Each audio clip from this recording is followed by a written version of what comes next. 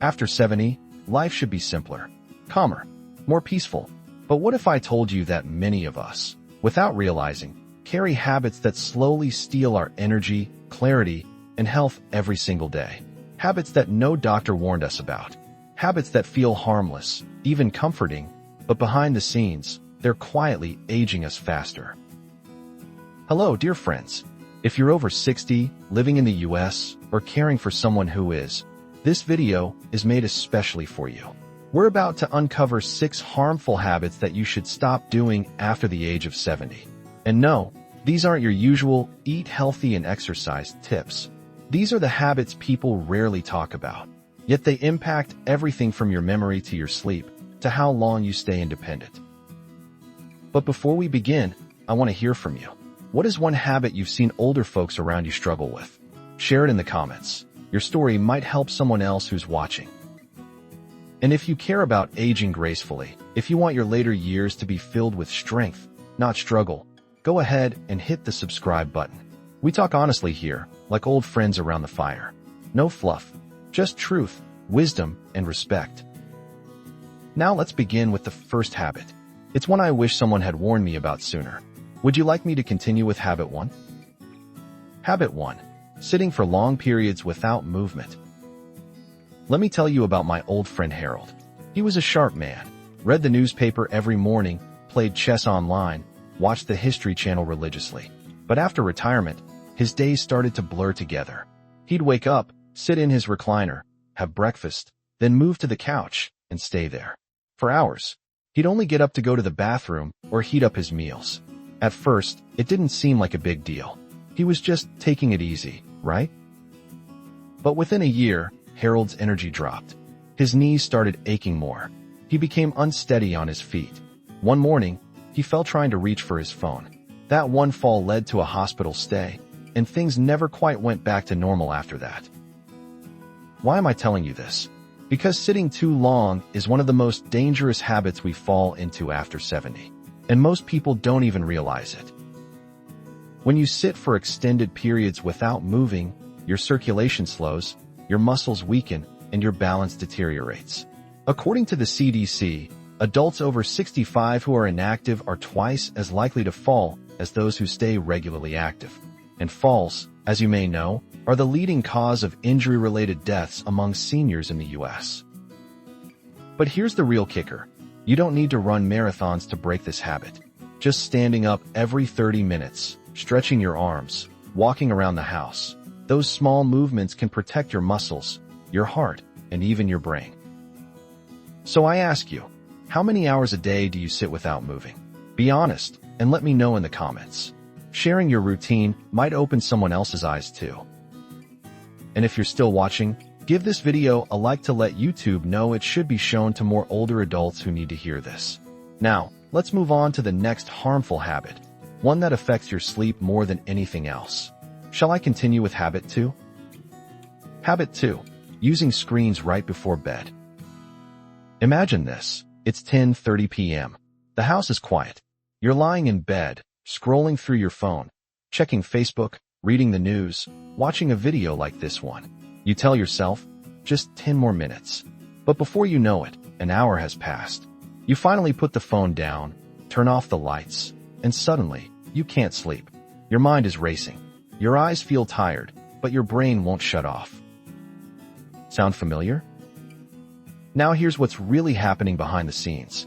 When you stare at screens, phones, tablets, TVs, before bed, the blue light they emit suppresses melatonin, the hormone your body uses to signal sleep. As we age, our bodies already produce less melatonin than they used to. Add screen time on top of that, and you've got a perfect storm for poor sleep. A study by the National Sleep Foundation found that adults over 60 who use screens in the hour before bed are 42% more likely to report insomnia symptoms. That's nearly half of us. But the damage doesn't stop at sleep. Lack of deep rest affects memory, mood, and even heart health. Poor sleep can accelerate cognitive decline and make you more vulnerable to depression, anxiety, and daytime fatigue, which then increases your risk of falls and other accidents. So what can you do? Try this. Set a screen curfew. Turn off all devices at least 1 hour before bedtime. Use that time to read a physical book, write in a journal, pray, or simply sit in silence with a cup of tea. Let your mind unwind the way it was designed to, not with flashing lights and endless scrolling, but with peace. Now, I want to know, what do you usually do in the hour before bed? Be honest in the comments. Maybe you have a calming ritual that others could learn from. And if this habit surprised you, hit the subscribe button, because the next one we're about to discuss, it's even more unexpected, and it has to do with what's in your kitchen cabinet. Ready for habit 3? Habit 3. Overusing over-the-counter medications. Let's picture two people. Both are in their early 70s, living in quiet suburbs. One of them, Alice, gets a mild headache once a week. She takes a single tablet of acetaminophen, drinks water, and rests. The next day, she's fine. The other, Bill, also gets headaches, but his approach is different. He keeps bottles of painkillers, antacids, and cold medicine by his bedside. Every small ache, he pops a pill. A little indigestion, he chews an antacid. Feeling tired? He grabs a caffeine tablet. No big deal, right? Fast forward 1 year. Alice still walks her dog daily, cooks her own meals, and sleeps well. Bill, on the other hand, has been to the ER twice for dizziness and confusion. He's constantly tired. His kidneys aren't functioning as well. And no one, not even Bill, realizes the connection. Here's the truth. As we age, our bodies process medications differently. The liver and kidneys, the organs responsible for breaking down and clearing drugs, slow down. This means even over-the-counter medications, the kind we've taken for decades, can start to build up and cause harm. Scientific research from Harvard Medical School warns that common drugs like diphenhydramine, Benadryl, ibuprofen, and even sleep aids can lead to increased risks of cognitive decline, internal bleeding, and kidney stress when used regularly in older adults. What once felt harmless can quietly become hazardous. But the scariest part? Most of these medications don't require a prescription. No doctor asks questions. No pharmacist stops you. You just walk into a store, and there they are, easy, accessible, and dangerous if misused. So here's a better way. If you're reaching for the same medication more than once or twice a week, it's time to talk to your doctor. Ask if there are safer alternatives, or if the symptoms you're treating might have a deeper cause. And tell me honestly in the comments, how often do you take over-the-counter pills in a typical week? Let's open the conversation and help each other become more aware. If you're finding this video helpful, give it a thumbs up. Your support helps us reach more older adults who may be putting themselves at risk without even knowing it. Now, our next habit, it affects not just the body, but your identity, your purpose, and your will to thrive. Shall we move on to habit 4? Habit 4, letting go of purpose and routine. Close your eyes for a moment and imagine this. You wake up at 7 a.m., just like you did for 40 years. But there's no alarm clock, no job waiting, no kids to pack lunch for, no meetings, no responsibilities. You sit at the edge of your bed and think, what am I supposed to do today? And the silence answers back, nothing. At first, it feels like freedom, but slowly, it becomes something heavier. Days blur into weeks. Time loses shape. You nap not out of tiredness, but out of boredom. You stop planning meals. You stop calling friends. You start to disappear, not from others, but from yourself. Sound extreme? It's not. According to a study published in the journal Aging and Mental Health, older adults who lose a sense of purpose after retirement are 2.4 times more likely to experience depression and 1.9 times more likely to develop cognitive impairment. Without purpose, the mind begins to drift. Without routine, the body weakens. But here's the powerful truth. Purpose isn't tied to a paycheck. It's tied to meaning. And meaning can come from the simplest things: tending a garden, writing your memories, volunteering once a week, teaching your grandchild to cook, or even starting a small morning routine like stretching and journaling. One man I knew, Mr. Perkins, used to be an engineer. After retirement, he felt lost. But one day, he started fixing broken radios just for fun. Soon, neighbors were bringing him old gadgets. He created a little repair workshop in his garage. He wasn't earning money, but he was alive. He had a reason to wake up, and that changed everything. So tell me in the comments, what gives you a sense of purpose these days? Even if it's small, even if it's quiet, I want to hear it. Your answer might inspire someone else who's feeling lost right now. And if you haven't already, hit that subscribe button, because the next habit we'll explore may be hiding in plain sight, right in the conversations you're having every day. Ready for habit 5? Habit 5. Constantly talking about ailments and regrets. Picture this. You're sitting at the kitchen table with old friends. The coffee is hot. The sun filters in through the window. But within minutes, the conversation turns into a familiar pattern. My knees are killing me. You think that's bad? I haven't slept through the night in 6 months. I should have taken better care of myself. Maybe then I wouldn't be on all these pills. We've all heard it. Some of us have said it. Sharing our struggles can feel comforting, like we're not alone in this aging thing. But what starts as connection can easily turn into a spiral, a pattern of focusing so much on what's wrong, what's lost, what hurts, that we forget what's still here. In fact, research from the Mayo Clinic has shown that frequent rumination, especially about health and the past, can rewire the brain to expect negative outcomes. Over time, this kind of talk doesn't just bring down the mood of a conversation. It actually increases stress hormones in the body that can raise blood pressure, disturb sleep, and weaken the immune system. There's a powerful difference between processing pain and feeding it. Let's be clear, it's okay to talk about how you feel.